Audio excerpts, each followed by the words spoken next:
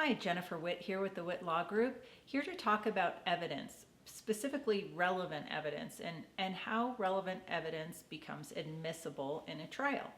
So if you are interested in that topic, stay tuned and we will do a brief discussion on relevant evidence.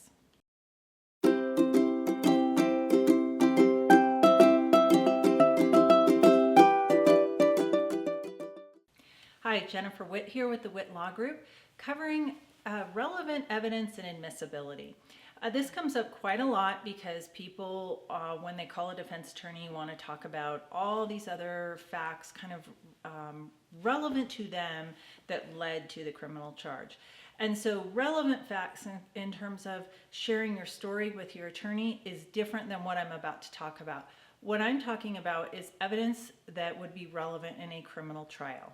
So just because, this sounds strange, but just because a fact is relevant to the story, to what led up to your charge, does not mean it is relevant, and even if it is relevant, it may not be admissible.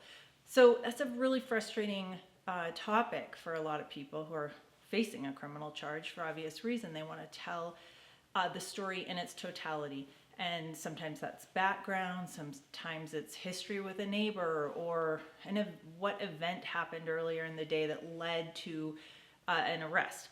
And unfortunately, I think we're guilty of this. Many defense attorneys are guilty of this. We say, not relevant, not admissible, and the client doesn't always know, what do you mean it's not relevant? It's really relevant to me, to how this came about.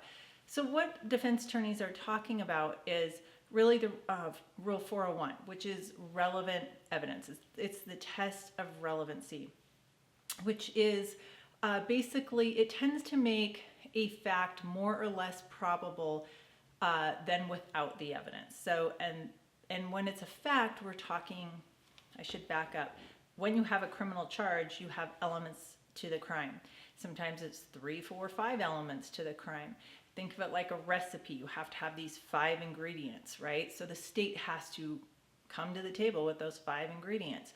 And so you're looking in relevant evidence. Does it substantiate one of those elements? Is it relevant to the elements of a crime? So, and there's a reason for that. You don't want irrelevant evidence coming in, wasting the jury's time, but you really don't want it to be prejudicial.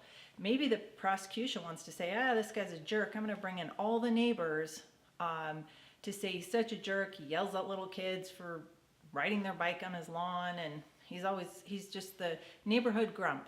And you're facing a DUI charge. Well, that's not relevant.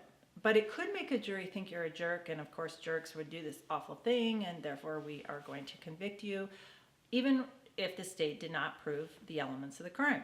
So relevancy kind of protects the defendant. It also helps the jury focus on important evidence related to those elements. Juries often later will say, gee, I would have liked to have heard about X, Y, and Z fact. And it is frustrating. Sometimes, certainly on defense, certain facts we think are extremely relevant to somebody's defense, or to prove that they are not in fact the person who committed the crime. It's incredibly frustrating when facts don't come in and are excluded based on, arguments by the state, and certain facts don't come in. That's obviously devastating in certain cases, but it also is there to protect a defendant as well. So basically, as I said, it's, does it help make a fact more or less probable than without the evidence? But then you look at admissibility, because it's kind of confusing and frustrating, because just because something's relevant does not mean it's admissible. In fact, relevant evidence, it can often be inadmissible under Rule 403, and you can look into that, but basically most often it's prejudice. It can be confusing the jury.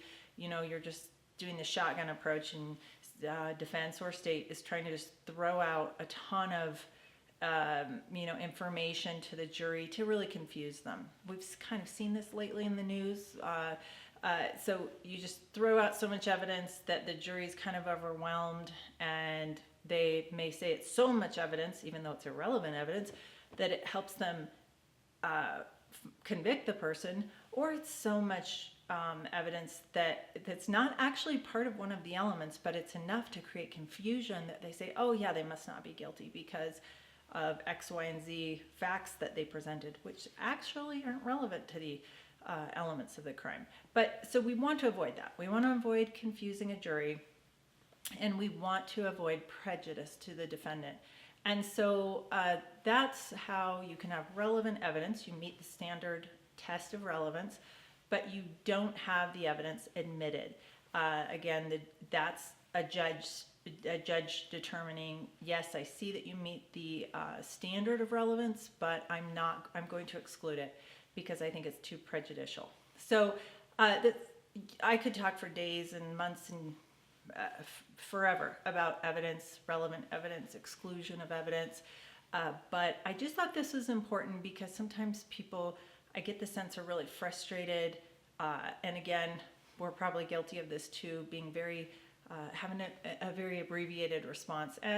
No, that's not coming in. No, you don't need to go into that further, because we're looking at it in terms of admissibility of evidence rather than the totality of the story. Hopefully we don't do that very often, but I think it's important for clients to know that what an attorney, a defense attorney, is thinking of, and the fact that it's not really to criticize your story or to not want to know what your story is about, but it's strategy. It's understanding what needs to come in, what will come in, and what the hurdles are, like in negotiation, presenting to the state, hey, you have a pretty good case, but we have fact X, Y, and Z that we think will be admissible, and that may hurt your case. And it may cause the state to want to move in a negotiation.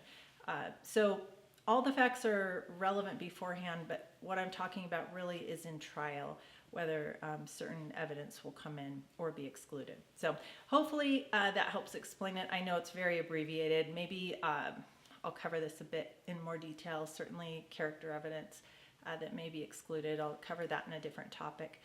But if you like this content and want to see more of it, please hit like and subscribe. Thanks for watching.